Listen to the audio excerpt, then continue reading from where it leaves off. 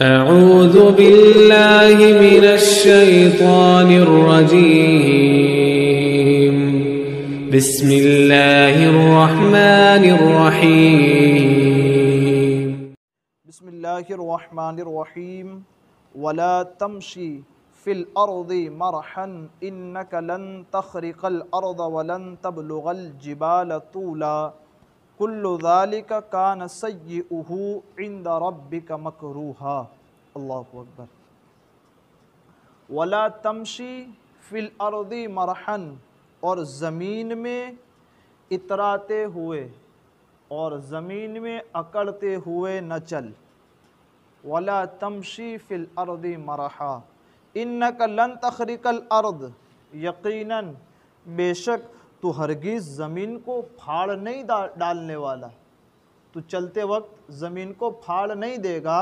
وَلَن تَبْلُغَ الْجِبَالَ طُولًا، اور نہ ہرگز بلندی میں تو پہاڑ پر پہنچ جائے گا، یہ بھی نہیں ہونے والا۔ تو یہاں پر قرآن مقدس نے عبادت کے طریقے بتائے کہ ایسے عبادت ہونی چاہیے، ایسے عبادت ہوتی ہے۔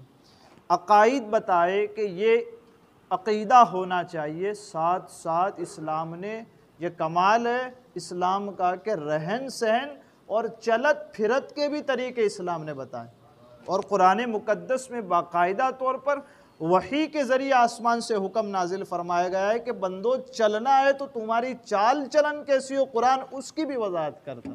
سبحان اللہ۔ کہ وَلَا تَمْشِ فِي الْأَرْضِ مَرَحًا، زمین پر اکڑ کر اور اتراتے ہوئے نہ چلو۔ دیکھیں انسان اپنی پوری زندگی کے اندر 4 سے 5 کنڈیشن کے اندر زندگی گزار دیتا ہے۔ ایک تو لیٹتا ہے، دوسری بیٹھتا ہے، تیسری کھڑا رہتا ہے، چوتھی چلتا ہے، 5ویں دوڑتا ہے، ختم۔ 5 پوزیشن میں انسان کی اپنی پوری زندگی ختم ہو جاتی ہے، اس کے علاوہ کوئی پوزیشن نہیں آتی نا۔ تو اکڑنا اور تکبر والی چال، تکبر والا جو پکچر بنتا ہے وہ کون سی حالت میں بنتا ہے؟ لیٹنے میں بنتا ہے؟ نہیں بنتا۔ دوڑنے میں بنتا ہے؟ نہیں بنتا۔ بیٹھنے میں بنتا ہے؟ نہیں بنتا۔ کھڑے رہنے میں بنتا ہے؟ نہیں بنتا۔ وہ تکبر کا جو پکچر ہے وہ چلنے میں ہمیشہ بنتا ہے۔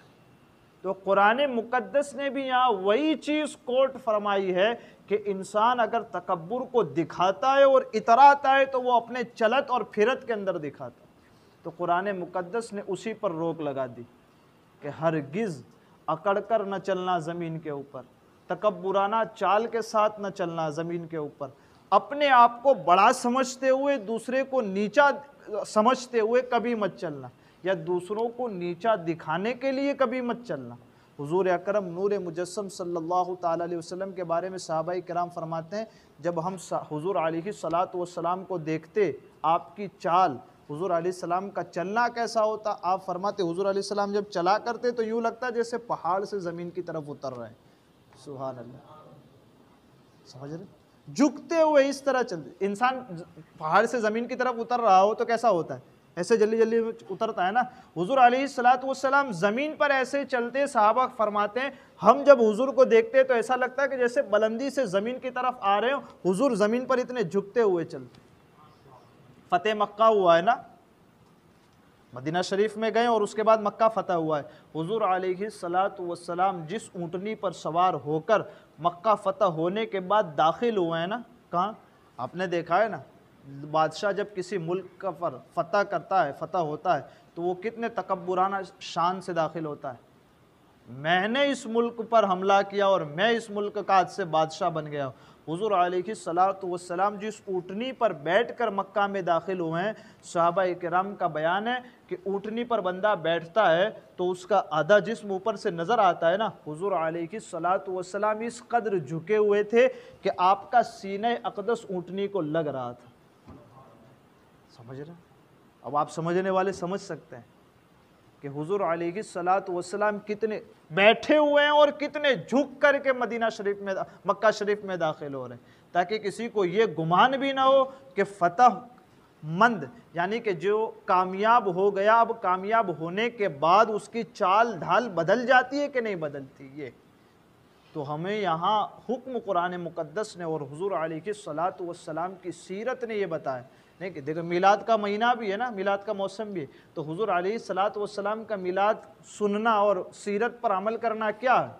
کہا جیسی زندگی آپ گزار گئے کر کے گئے ویسی زندگی گزارنا. آپ کے چلنے کا طریقہ بھی ہم نے سماعت کیا. اگر کسی جگہ کامیاب ہو کر جاتے وہ طریقہ بھی ہم نے سماعت کیا.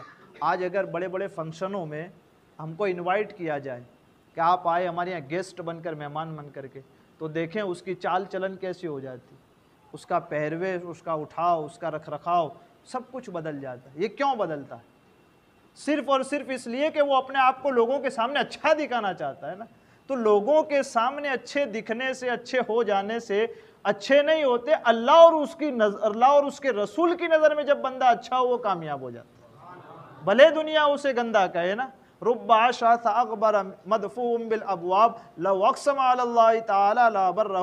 کچھ بندے وہ ہیں کہ جن کے بال بکھرے ہوئے ہیں، جن کے چہروں پر دھول پڑی ہوئی ہے، جب وہ لوگوں کے دروازوں پر جاتے ہیں تو انہیں بھگا دیا جاتا ہے، لیکن ان کی حالت یہ ہوتی ہے کہ اگر کسی بات پر قسم اٹھا لیتے ہیں اللہ اپنی تقدیر کو بدل کر اپنے اس بندے کی بات کو سچی کر دیا کرتا ہے. یہ چیز ہے.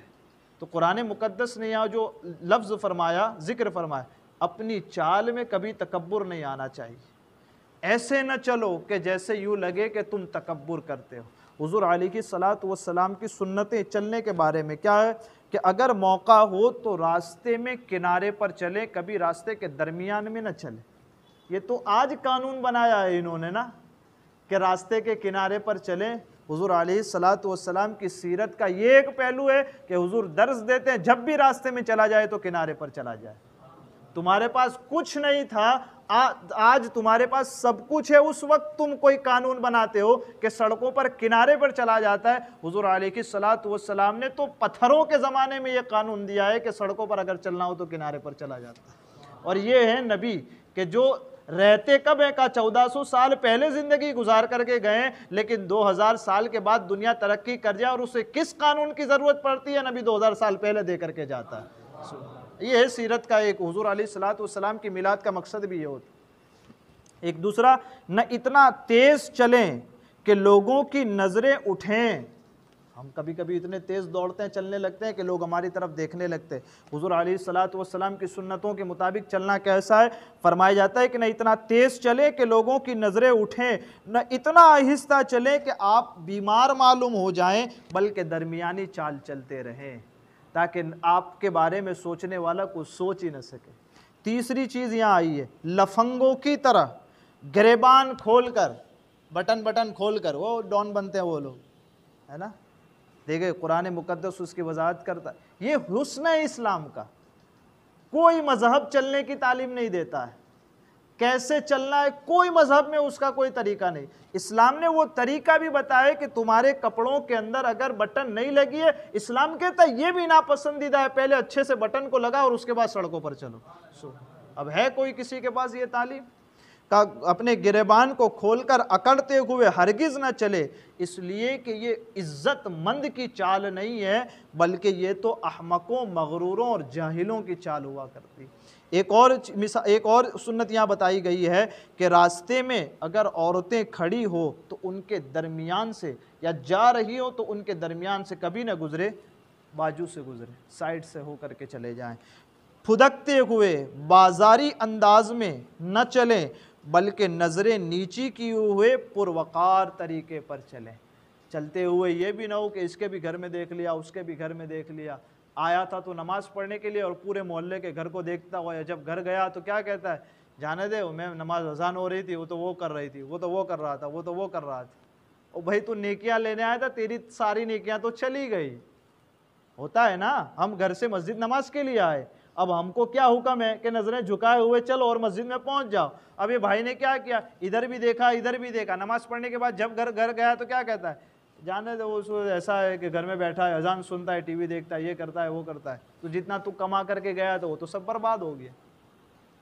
تو راستہ چلنے میں بھی احتیاط ہو کہ ادھر ادھر نہ دیکھیں، نظریں جھکائے ہوئے چلتے رہیں. اور یہ طریقہ وَعِبَادُ الرَّحْمَنِ الَّذِينَ يَمْشُونَ عَلَى الْأَرْضِ هَوْنًا، اللہ کے بندے، अल्लाह ने अपने बंदों की पहचान कराई का वो कैसे होते हैं, यमशून अलल अर्दि हौना, जब भी वो ज़मीन पर चलते तो झुक करके आजिज़ी के साथ चला करते हैं, कभी अपने आप को बड़ा जाहिर नहीं करते। और ठीक उसके बाद फरमाया कुल्लु ज़ालिका कान सय्यउहु इंद रब्बिका मकरूहा, कि इन तमाम कामों में जो बुरे काम हैं वो तुम्हारे रब के नज़दीक नापसंदीदा हैं। ये जितने काम गिनाए पूरे, शुरू से लेकर पूरे रुकू तक, कौन से का कत्ल मत करो, जिना के करीब मत जाओ, यतीम का माल मत खाओ, वादा करो तो वादा वफा करो, जिस चीज़ के बारे में नहीं जानते उसके बारे में कभी बोलो मत। ये जितने काम गिनाए ना, ये अल्लाह तबारक व ताला को नापसंद हैं। नापसंद से मतलब क्या, अल्लाह तबारक व ताला के गज़ब का सबब बनते हैं। अगर इनमें से कोई आदमी कोई काम करता है अल्लाह ताला उस पर नाराज़ होता है, ये बयान फरमाया कुरान मुक़द्दस। तो और बंदा, अल्लाह तबारक व ताला हमारा खालिक, पैदा करने वाला, अल्लाह तबारक व ताला हमारा मालिक है।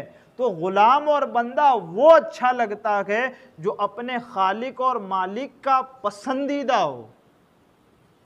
हमने को कभी वो ग़ुलाम अच्छा लगता है जिसको हम पसंद ही ना करें, जो हमारी बात ही ना माने, जो हमारा कहना ना सुने, क्या वो ग़ुलाम हमको अच्छा लगता है? का नहीं अच्छा लगता।